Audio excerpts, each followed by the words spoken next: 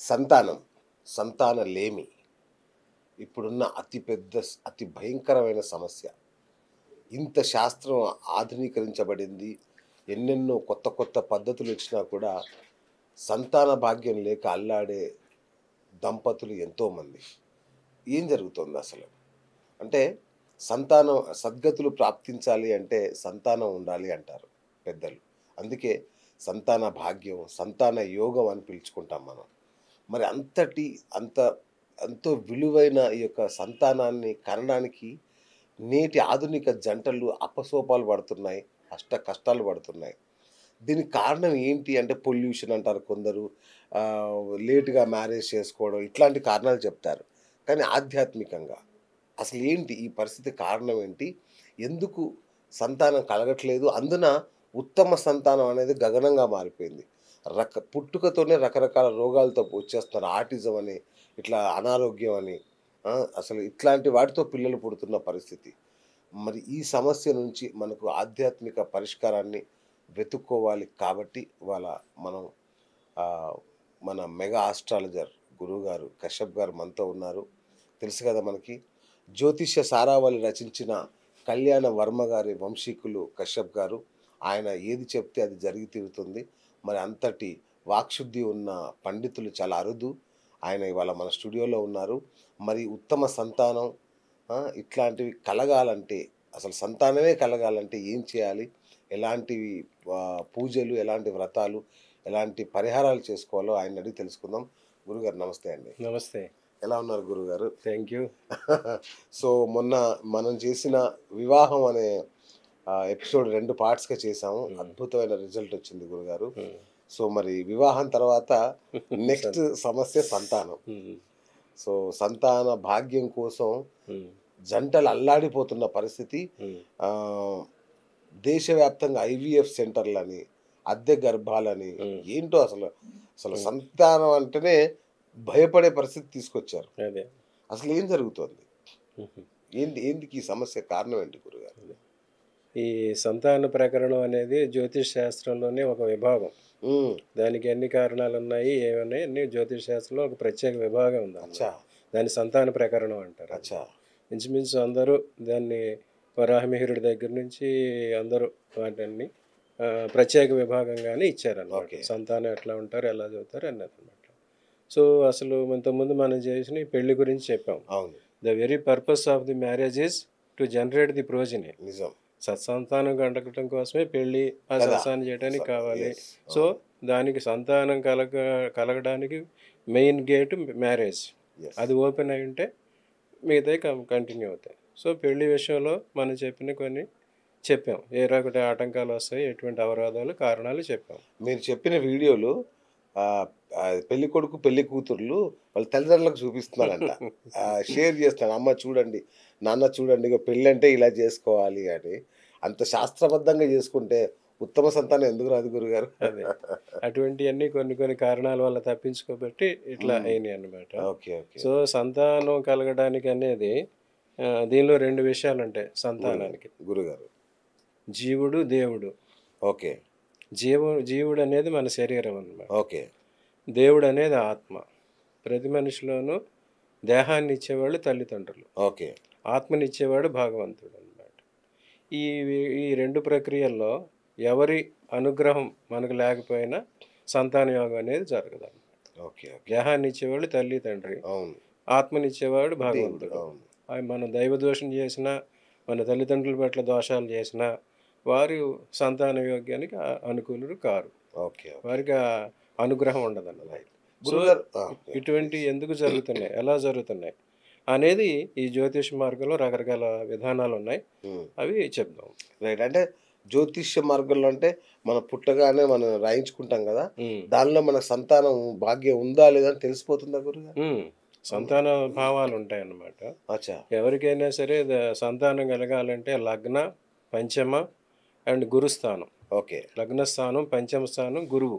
Okay. ఈ 3 స్థానాలు బాగోవాలన్నమాట. Okay. లగ్నం బలంగా ఉండాలి, పంచమ స్థానం శుభంగా ఉండాలి. ఓకే. గురువు గ్రహం అనుగ్రహం కావాలన్నమాట. సంతాన కారకుడు గురువు అన్నమాట.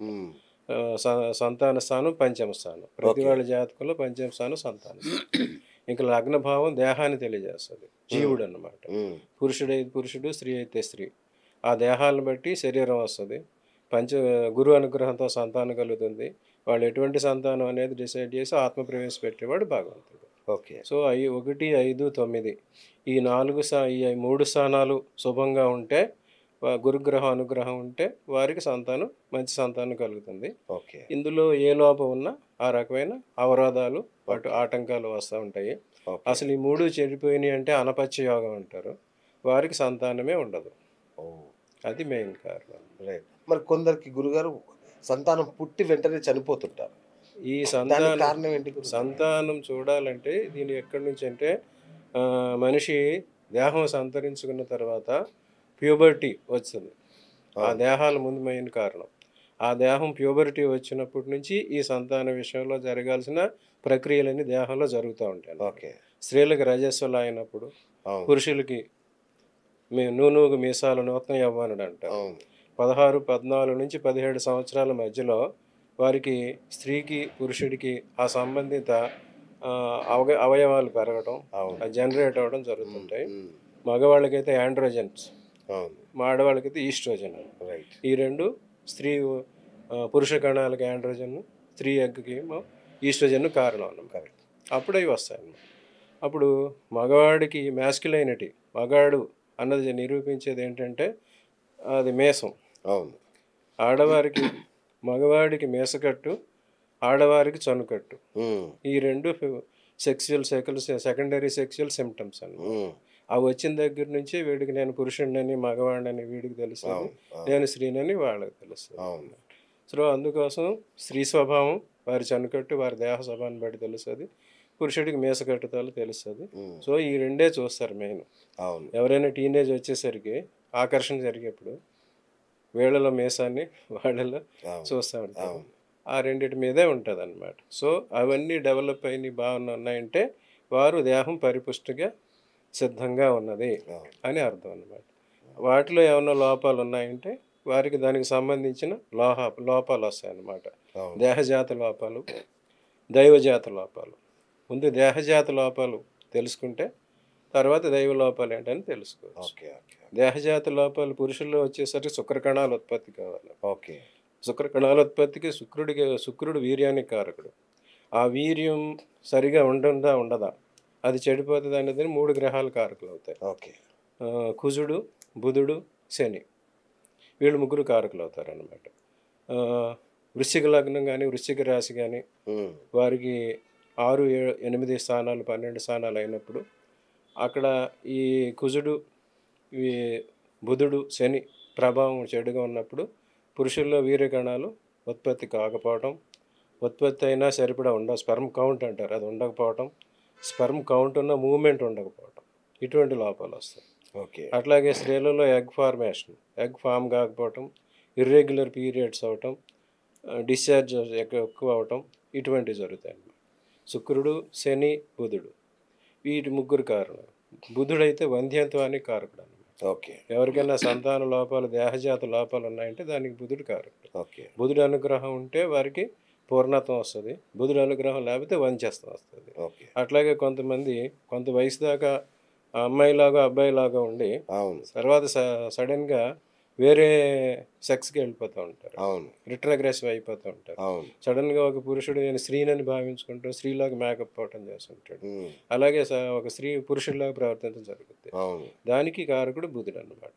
బుధ గ్రహ దోషాలు ఉన్నప్పుడు అటువంటివి జరుగుతాయి. ఓకే. సో ఈ దేహజాత లోపాలు వారి జాతకాల ప్రకారం ఎలా ఉన్నాయంటే తెలుసుకుని ఉమ్, వాటికి తగిన కారణాలు తెలుసుకుని పరిహారాలు చేసుకుంటే ఆ దేహజాత లోపాలు తొలుగుతాయి.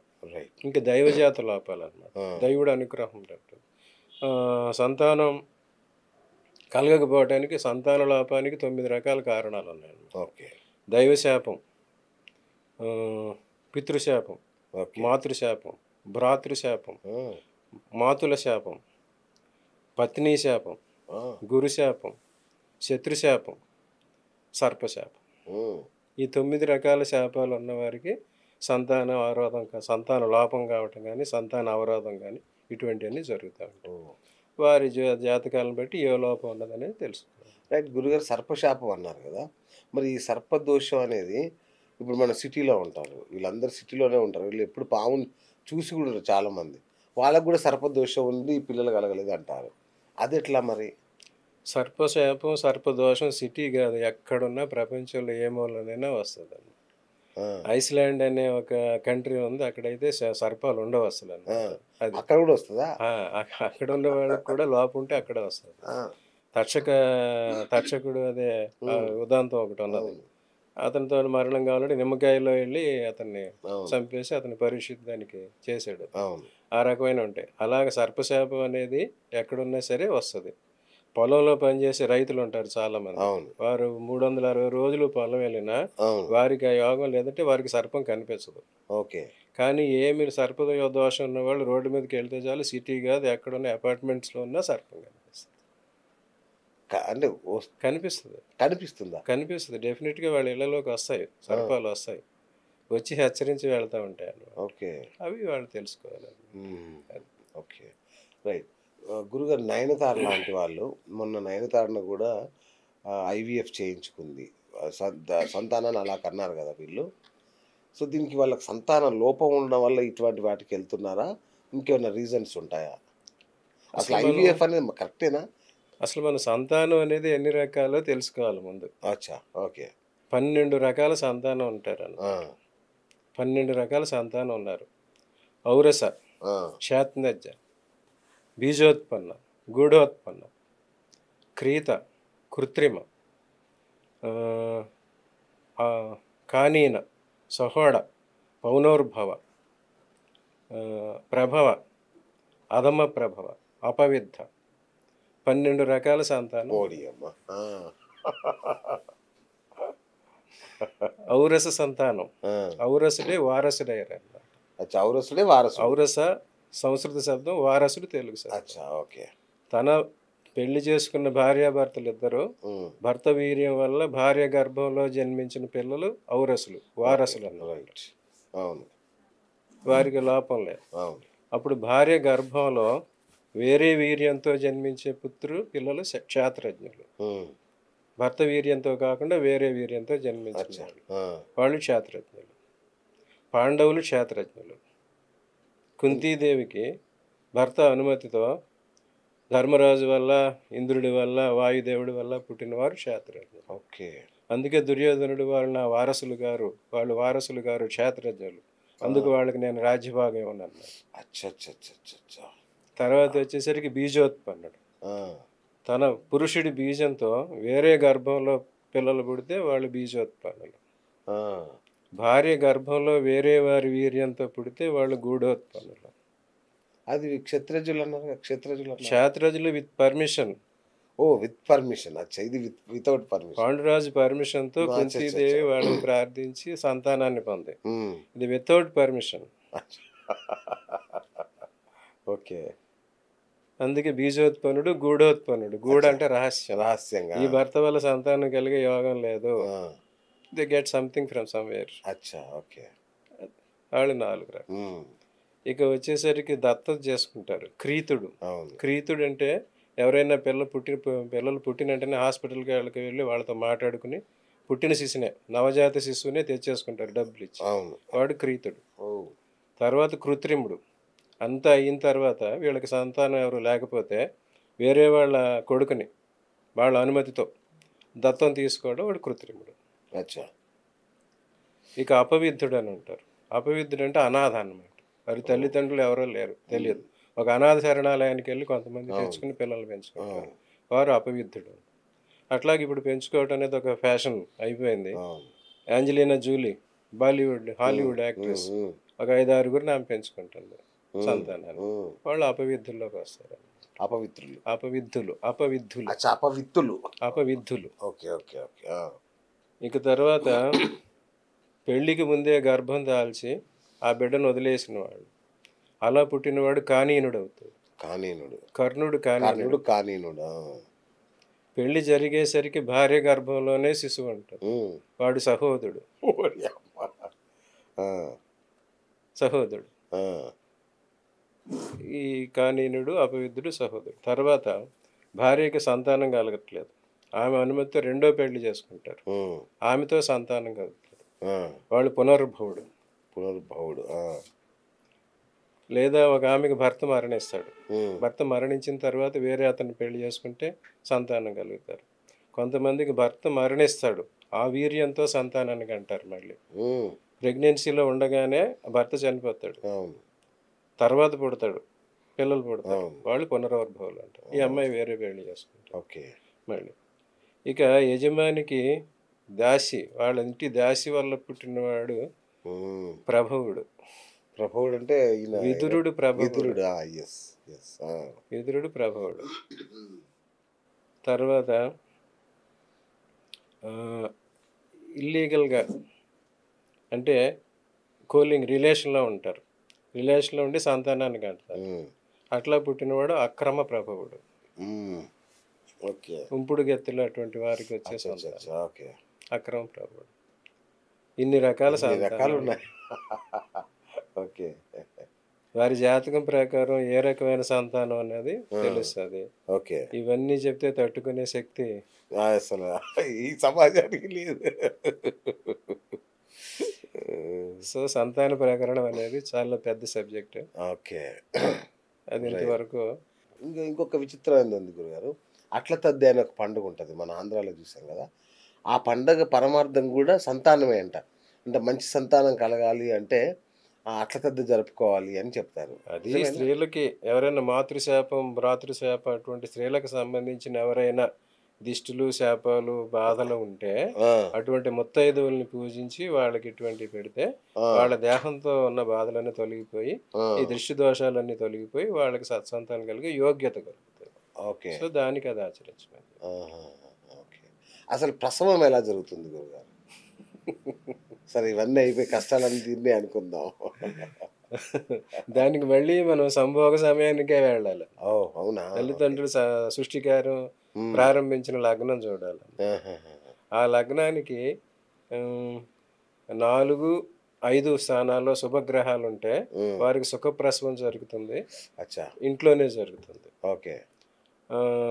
5, 7, 6 స్థానాల్లో కొంచెం మిక్స్డ్గా శుభగ్రహాలు కావు, చెడు గ్రహాలు కావు. అటువంటిప్పుడు హాస్పిటల్లో జరుగుతుంది. కష్టప్రసవం అంటారు. అక్కడ కుజుడు రాహు అటువంటి వాళ్ళు ఉన్నారంటే operation, caesarean, C section. Okay. ఆ సమయానికి చంద్రుడు కుజుడు ప్రభావం ఉందంటే వాళ్ళు మార్గ మధ్యంలో ప్రసవిస్తారు. హాస్పిటల్కి వెళ్తున్నప్పుడు ఆ మధ్యలోనే ప్రసవం అయిపోతుంది. ఓకే. కొన్ని చోట్ల మా ప్రసవం హాస్పిటల్ తీసుకురాలేని పరిస్థితులు ఉంటాయి. కొన్ని అరకు అటువంటి చోట వాళ్ళని డోలీలు కట్టి తీసుకొస్తా ఉంటారు. తీసుకొచ్చినప్పుడు ఏ చెట్టు కింద ప్రసవం అయిపోతుంది. దానికి కూడా చంద్రుడి దోషం కాదు. ఇన్ని రకాలు ఉంటాయి.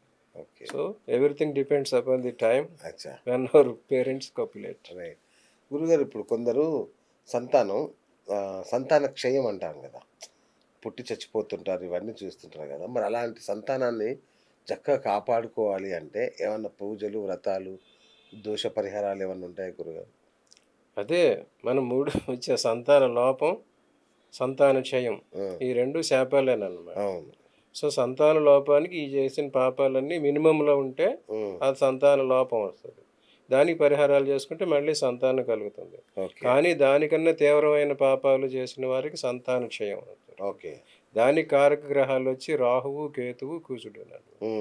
సో రాహువు, కేతువు, కుజుడు మినిమంలో ఉంటే చెప్పుకున్నాం. ఎవరికైతే దేహంలో ఈ వృశ్చిక లగ్నం, వృశ్చిక దానం అటువంటి వాళ్ళకి ఈ ఎగ్ ఫార్మేషన్ కాకపోవటం, ఈ స్పెర్మ్ ఫార్మేషన్ కాకపోవటం, ఫెర్టిలైజేషన్ కాకపోవటం, వీళ్ళలో ఫాలోపియన్ ట్యూబ్స్ మూసుకుపోవటం, వీళ్ళలో స్పెర్మ్ కౌంట్ లేకపోవటం, ఈ స్పెర్మ్ మూవ్మెంట్ డెడ్ సెల్స్ ఉండటం, అటువంటి వాటికి కారకుడు కేతు అన్నమాట. అబార్షన్స్ కారకుడు రాహు. తర్వాత పిల్లలు పుట్టి చనిపోతూ ఉంటారు, పురిట్లోనే చనిపోతారు, లేకపోతే వితిన్ మంత్స్ చనిపోతారు, దానికి కుజుడు కారకుడు అన్నమాట. సో సంతాన క్షయం ఆ రకంగా జరుగుతుంది. తర్వాత కొంతకాలం 30 వరకు పెట్టి 30 లోపు చనిపోతారు పిల్లలు. అది అల్పాయుష్ అంటారు అన్నమాట. ఆ అల్పాయుష్కి కారకులు వాళ్ళు పూర్వజన్మలో చేసుకున్న పాపాలు ప్లస్ తల్లిదండ్రులు చేసిన పాపాలు కూడా ఉంటాయి. సో అప్పుడు ఏ రకంగా మరణం, యాక్సిడెంట్స్లో చనిపోతుంటారు కదా, కుజుడి ప్రభావం అవుతుంది. విహారయాత్రలకు వెళ్ళి గండాల్లో చనిపోతుంటారు. అవును. జలగండం, చంద్రుడి బ్యాడ్ అయితే జలగండంలో చనిపోతారు. సూర్యుడు బ్యాడ్ అయితే అగ్ని ప్రమాదాల్లో చనిపోతారు. బుధుడు బ్యాడ్ అయితే తలకు దెబ్బలు జరిగి చనిపోతారు. ఓకే. కుజుడు బ్యాడ్ యాక్సిడెంట్లో చనిపోతారు. గురువు బ్యాడ్ అయితే ఈ ఒబేసిటీ గ్లాండ్స్ అటువంటివి వచ్చి విపరీతంగా శరీరం పెరిగిపోతుంటుంది, దాంతో చనిపోతారు. ఓకే. శుక్రుడు బ్యాడ్ అయితే వ్యసనాల వల్ల చనిపోతారు. ఓకే. ఎయిడ్స్ అటువంటి వ్యసనాలు. శని బ్యాడ్ అయితే స్టాంపీడ్స్లో లోయల్లో పడిపోయి చనిపోతారు. తొక్కిసలాట్లో చనిపోవటం. రాహువు కేతులు అంటే సంఘాత మరణాలు అన్నమాట. Group plane accident, train accidents అటువంటి వాటిలో చనిపోతారు. కేతువు కారకుడైన ఇలాగ సంఘాత మరణాలు ఈ దేవాలయాలు, అటువంటి పుష్కరాలు, అటువంటి కుంభమేళాల్లో మన జరిగింది అటువంటి చోటుకి వెళ్ళి చనిపోతారు. ఇది జనరల్గా ఉన్నదా, వాళ్ళకి ఆ కారణం ఉన్నదా? సో సుతక్షయానికి, సంతానక్షయానికి కారకులు ఈ గ్రహాలు. మెయిన్గా కుజుడు, రాహువు, కేతువు. వాళ్ళ పూజలు చేసుకోవాలి. వాళ్ళ ఏ దోషం ఉంది చేసి ఆ బిడ్డ జాతకం చూసుకోవాలి, తల్లిదండ్రుల జాతకం చూడాలి. సో అప్పుడు ఇద్దరి వల్ల ఎవరి దోషం ఉన్నదనేది చూసి వాళ్ళు. అందుకే జ్యోతిష్యుడు ముందు సంతాన భావం చూస్తాడు. జన్మజాతకం పుట్టినట్టునే చూసినంటే ఆయుష్ యోగం చూసుకోవాలి. ఆయుష్ భావం చూసి వీళ్ళు కరెక్ట్గానే ఉన్నది, అప్పుడు మిగతా. ఓకే. ఓకే, రైట్ గురుగారు.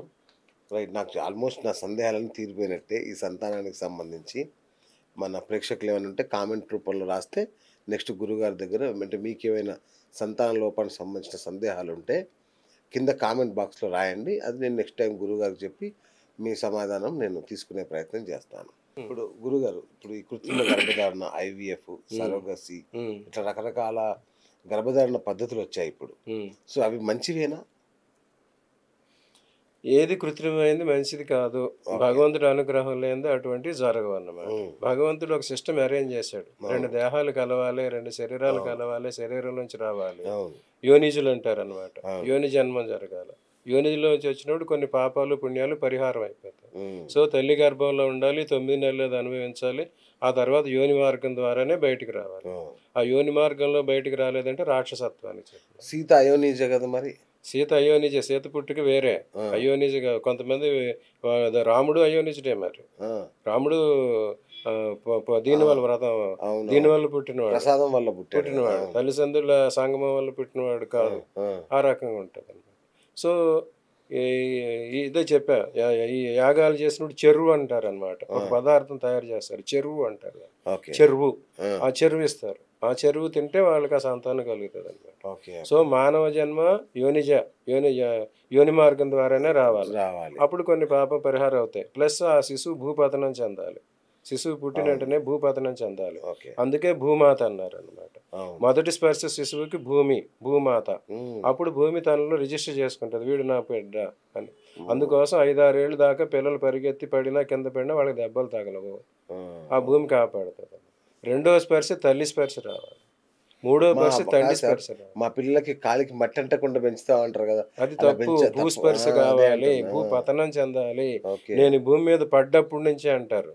భూమి మీద పడటం అంటే అది ఇదివరకు ప్రసవాలు నించోబెట్టే చేసేవారు. అప్పుడు ప్రసవించిన శిశువు భూమి మీద పడాలి, భూపతనం. ఆ భూపతనంతో భూస్పర్శ తగలాలి, భూమి స్పర్శ తగలాలి. అప్పుడు వాడికి ఇమ్యూనిటీ వస్తుంది. భూమి మీద పడిన తర్వాత దెబ్బతాడు. నెక్స్ట్ స్పర్శ తల్లి స్పర్శ, 3వ స్పర్శ తండ్రి స్పర్శ. కానీ ఫస్ట్ స్పర్శ ఎవరు? ఆ నర్సు. నెక్స్ట్ స్పర్శ డాక్టర్, ఉల్టా పెడతాడు. తర్వాత తీసుకెళ్ళి వాష్ చేస్తారు, పట్టుకొచ్చి అప్పుడు తల్లి పక్క పడతారు. వాళ్ళంతా ఏ పరిస్థితిలో ఉన్నారు? ఆ బిడ్డను ఫస్ట్ ముట్టుకున్న వాళ్ళ మానసిక పరిస్థితి ఎట్లా ఉంది, శారీరక పరిస్థితి ఎట్లా ఉంది, ఏ భావంతో ఉన్నారు? అసలు గర్భం నుంచి బయటకు చీల్చుకురావటం వృశ్చిక లక్షణం. వృశ్చికాలు గర్భం చీల్చుకుని బయటకు పుట్టుకొస్తారు, అది ఆ లక్షణం. గర్భ విచ్ఛిత్తి, ఆ గర్భ విచ్ఛిత్తి రాక్షస జన్మ. ఆ రాక్షస ప్రవృత్తి జరుగుతుంది. ఆ రాక్షస ప్రవృత్తి పెరిగిపోతుంది. సహజ ప్రసవం జరగకపోతే ఇలాంటి అనర్థాలు వస్తాయి. ఇంకా స్త్రీత్వానికి మెయిన్ పురుషుడు ఇందాక చెప్పుకున్నాం మనం, ప్యూబర్టీ నుంచి స్త్రీ వస్తుంది అనమాట. ప్యూబర్టీ వచ్చినప్పుడు వీరికి సన సంపద, మేష సంపద అది వస్తుంది. కాటుక కంటి నీరు చనుకట్టు పయంబడేయాల నేర్చదో, గోటక దైత్యమర్దుని గాదిలి గోడాల అన్నాడు పోతన. కుచోన్నతే కుంకుమ రాగసోణే పుండ్రేక్షు పాశాంకుశ పుష్పబాణ హస్తే నమస్తే నమస్తే జగదేక మాత అన్నాడు కాళిదాసు. వాళ్ళు కుచదృష్టి ఎందుకు చూసారంటే స్త్రీత్వానికి ప్రత్యేక కుచత్. రైట్. ఇప్పుడు అదంతా ఫ్యాషన్ అయిపోయింది. They are exhibiting their cleavage to attract. అది ఒక ఫెమినిటీకి సింబల్. బట్ దాని సెకండ్ పర్పస్ ఉంది. అవి స్తన్యాలంటే పిల్లలకి క్షీరం ఇవ్వడానికి ఏర్పాటు చేసిన సిస్టమ్. అంతే కదా. దాన్ని ఈ రకంగా వాడుకుంటున్నారు కానీ రెండో రకంగా వాడుకోవట్లేదు. ఓకే. నెక్స్ట్ ఇంకోటి ఏంటి, స్త్రీత్వానికి పరిపూర్ణం గర్భధారణ. ఆమె ఎప్పుడైతే ఇప్పుడు ప్యూబర్టీ అనేది ఒక లెవెల్ అయితే, సెకండ్ లెవెల్ గర్భం ధరించిన వాళ్ళకి సీమంతం అని చేస్తారు. అక్కడ కొన్ని ప్రక్రియలు ఉన్నాయి, పెళ్లిలాగా చేస్తారు. అవి చెప్తే సీమంతం అని చేస్తారు. సీమ అంతం అంటే సీమ అంతం, అంతవరకు ఆమె కన్య. ఎప్పుడైతే గర్భం దాల్చిందో ఆమె తరుణి అవుతుంది. ఓకే. అందుకోసం ఆ సీమ కన్నెచెర అంటారు, కొంత పెళ్లి కాకపోతే కన్నెచెర వేయడలేదంటారు. సో ఆ కన్నెచెర అక్కడతో వీడిపోయి ఆ సీమ అంతం అయిపోయింది, బార్డర్ కంప్లీట్ అయిపోయింది. So you are stepping into another field. అది సీమంతం, అది సెలబ్రేట్ చేస్తుంది. మళ్ళీ 3వ నెలలో 21వ రోజు నుంచి, గర్భం దాల్చిన 21వ రోజు నుంచి 3వ నెలలోపు గర్భస్థ శిశువుకి లింగ నిర్ధారణ జరుగుతుంది, సెక్స్ ఏర్పడుతుంది. సో అటువంటిప్పుడు పుత్రుడు కావాలని పుంసవనం అని ఒక ప్రక్రియ ఉంది, అది చేస్తారు. పురుషులు కావాలంటే అన్నీ చేస్తారు. అదేంటంటే ముందు ఆ కాలంలో పుత్ర సంతానం ముందు కావాలి అనేది చేసుకుని ప్రక్రియలు. ఇలాగ ఒక్కొక్క లెవెల్లో ఒక్కొక్క సిస్టము, కొన్ని ప్రక్రియలు ఉన్నాయి. అవన్నీ ఎవరు చాటచ్చు. ఇప్పుడు ఏంటి, పిల్లల్ని కంటమే నామోషి అయిపోయింది, గర్భధారణ ఇంకా నామోషి అయిపోయింది. ఆ గర్భం ధరించటమే వాళ్ళకి అవమానంగా జరిగి వేరే అర్ధ గర్భంలో పెడుతున్నారు. సో అర్ధ గర్భంలో పెరిగిన వాడు ఎంతసేపు 9 నెలలు తల్లి స్పర్శ వాడికి 9 నెలలు ఉంటుంది. ఏ గర్భంలో వాడైతే పెరిగాడో ఆమె వాడికి తల్లిగా అవుతుంది తప్ప ఈమె కాదు. సో ఆ పరిస్థితి చేసినప్పుడు తల్లిని ఎలాగో విద్వేషణ వస్తుంది, వాళ్ళు ఉండరు అన్నమాట. అట్లా ఇంకా తర్వాత జరిగేది ఏంటి, ఐవీఎఫ్లు వచ్చినాయి. ఐవీఎఫ్లు వచ్చేసరికి రకరకాలు చేస్తున్నారు ఇప్పుడు. ఇదివరకు అయితే అప్పుడు కౌరవులు పాండవులు, వాళ్ళకి పుత్ర సంతానం కావాలి కౌరవులకి. అప్పుడు శతపుత్రులు ఉంటేనే, ఒక మహారాజు ఉన్నాడు శతపుత్రులు, ఎవరైనా సరే. వశిష్ఠుడికి 100 మంది పుత్రులు, విశ్వామిత్రుడికి 100 మంది పుత్రులు, అట్లా 100 మంది పుత్రులు ఉంటేనే పుత్ర సంతానంగా లెక్క తీసుకోవాలి. సో అప్పుడు కౌరవులు వాళ్ళు ఈ రాజ్యపాలన నాటికి కావాలి కనుక 100 మంది సంతానం కావాలి కనుక 100 మంది సంతానాన్ని చేశాడు. ప్లస్ ఆడపిల్లలు ఏందో జీవితం లేదని ఒక ఆడపిల్ల దుశ్శలని 101 కుండల్లో అప్పుడు వ్యాసుడు అరేంజ్ చేశాడు. ఇప్పుడు అదే సిస్టమ్ ఇప్పుడు డాక్టర్స్ కూడా చేస్తున్నారు. ఓకే. కానీ ఏం చేస్తున్నారు, they are doing the same. Fertilise చేయటం, మగ ఆడ అలా చేయటం. నెక్స్ట్ ఇంకోటి కావాలంటే ట్విన్స్ చేయటం. ఆ ట్విన్స్ లో మళ్ళీ ఇందాక ఇద్దరు మగ ఇద్దరు ఆడ మగ ఇట్లా చేయటం. ఇన్ని రకాల టెస్ట్ ప్రక్రియలు చేస్తున్నారు. చేసి వీళ్ళు ఏది అడిగితే అది నుంచి మిగతా వాటిని వాళ్ళు డిస్ట్రాయ్ చేసేస్తారు. అది దట్ ఈస్ ఈక్వల్ టు భ్రూణ హత్య, అబార్షన్. ఆ పాపం వాళ్ళకు కూడా. ఇప్పుడు ఏదో దీనికోసం ధనం కోసం వాళ్ళు చేస్తున్నాం అనుకుంటున్నారు, వారి నెక్స్ట్ జనరేషన్ ఏమైపోతుందో వాళ్ళు చూసుకోవాలి. వాళ్ళకి అనపత్య యోగం అటువంటివి వస్తాయి. ఓకే. సో మానవ జన్మ ఇచ్చింది ధర్మార్థ కామ మోక్షాలు పాటించి, ధర్మంగా బతికి, అర్థం సంపాదించి, కామ్యాలు తీర్చుకుని మోక్షం పొందండి అనేది ప్రక్రియ. అవి మానేసి ఆల్టర్నేట్ మెజర్స్ కానీ డిఫరెంట్ మెజర్స్ కానీ చేసుకున్నప్పుడు ఇలాగ రాక్షస ప్రవృత్తి, రాక్షస సంతానం కలుగుతుంది. దాంతో వచ్చే అనర్థాలు చూస్తున్నాము. ఇదివరకు ఏంటంటే సంతానానికి ఎక్కువ ప్రాధాన్యత ఇచ్చి 10 మంది, మినిమం 10 మంది అయినా సంతానం ఉండేవారు. ఇప్పుడు దేశకాల పరిస్థితులను బట్టి భగవంతుడే దాన్ని తగ్గించేసాడు. తగ్గించేసి అప్పుడేంటి, ఇంత సైన్స్ ఇవి లేక పుట్టిన వాళ్ళు ఎంతమంది బతుకుతారో ఎంతమంది ఉంటారో తెలియక అంతమందిని కన్నారు. ఇప్పుడు అన్ని టెక్నాలజీ డెవలప్ అయ్యి ఎవరెవరు ఉంటారనే తెలిసింది. కనీసం ఇద్దరు సంతానం, కనీసం ముగ్గురన్నా ఉండటం బెటర్ అన్నమాట. అలా కాకవంచ అంటారు తెలుసా? అరటి చెట్టు అని ఒకటి, అరటి చెట్టు గెలే కానీ దాన్ని నరికేస్తారు, మళ్ళీ దానికి రాదు, జనం లేదు. సో ఎవరైతే ఒక్కళ్ళే బిడ్డలు కన్నారో ఒంటి గొడ్రాలు అంటారు, కాకవంచ అంటారు అన్నమాట. అది ఒక శాపం. ఓకే. ఆ కాకవంచల మొహమే చూడకూడదు అంటే, ఒంటి గొడ్రాలు దాని మొహం చూడకూడదు. అసలు పుట్టుగొడ్రాలు, అసలు బిడ్డలే పుట్టిన దాని మొహం చూడొచ్చు, కానీ కాకవంచి మొహం, ఒంటి గొడ్రాల మొహం చూడొద్దు అంట. ఇప్పుడు ఒక్కొక్క పిల్లలు అందరూ గొడ్రాల కింద లెక్క, కాకవంచలు. అదే వాళ్ళు చేసుకున్న పాపమే, పూర్వజన్మ పాపం. ఇప్పటికైనా పరిహారం చేసుకోండి. రైట్. ఇన్ని రకాలు. గురుగారు, చాలా ఇవన్నీ చెప్పారు, బాగుంది. అన్నీ పాటిస్తారు మన వాళ్ళు అనుకుందాం.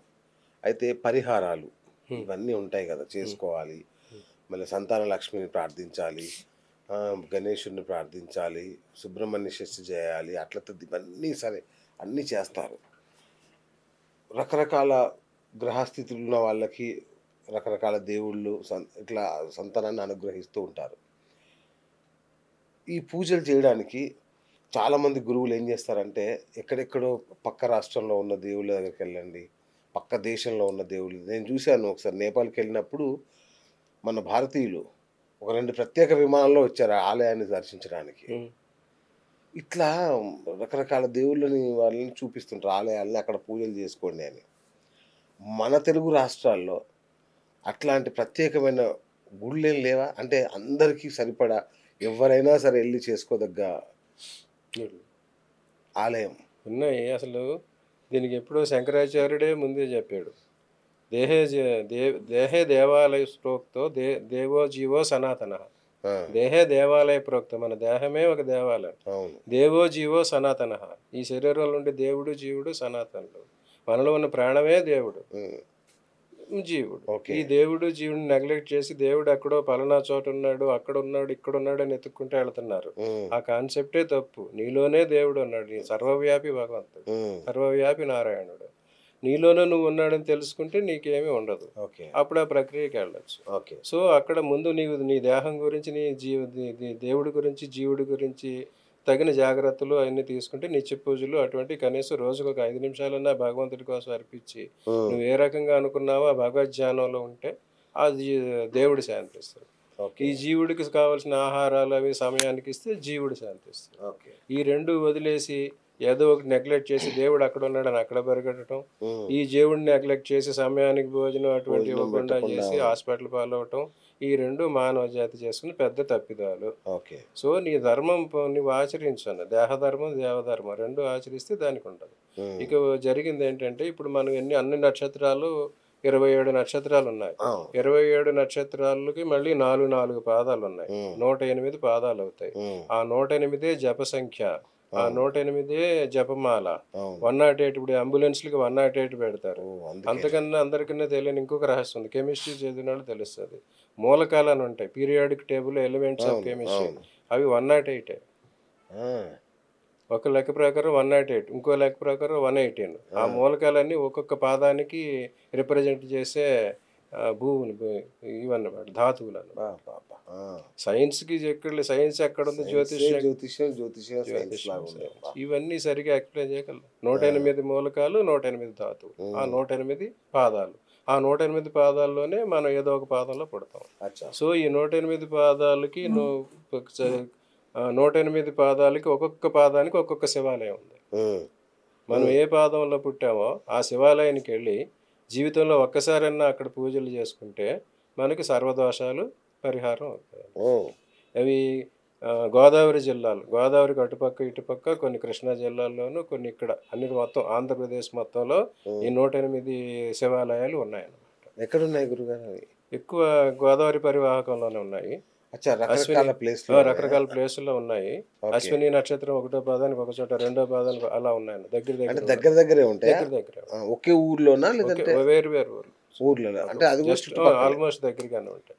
సో ఆ 108 శివాలయాల్లో మన నక్షత్ర పాదానికి ఏ శివాలయం అని అక్కడికి వెళ్ళి అక్కడ జీవితంలో ఒక్కసారైనా వీలైతే మన కష్టాలు వచ్చినప్పుడైనా లేకపోతే మన సంతోషం కలిగినప్పుడైనా వెళ్ళి అక్కడ ఆరాధన పూజలు చేసుకుంటే ఎటువంటి దోషాలు భయాలు ఇంకొండవు.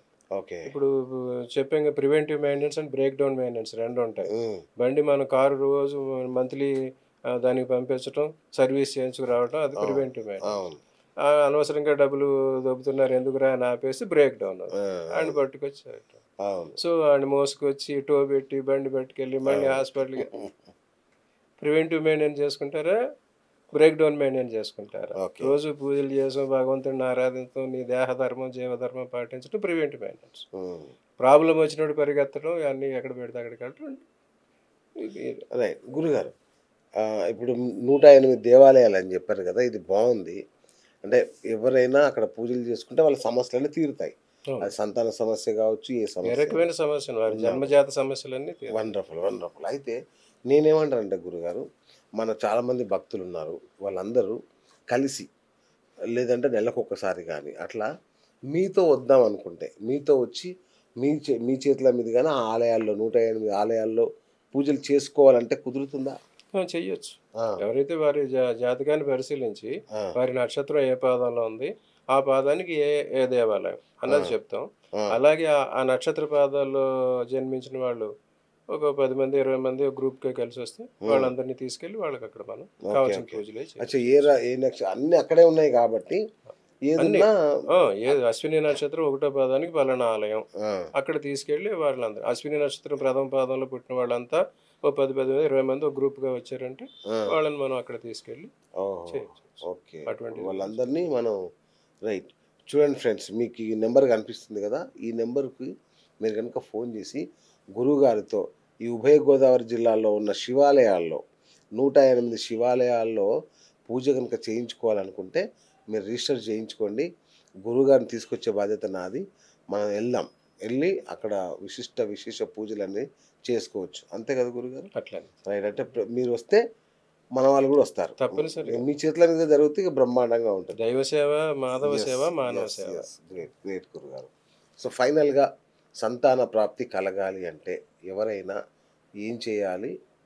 ఎలాంటి పద్ధతుల్ని పాటించాలి?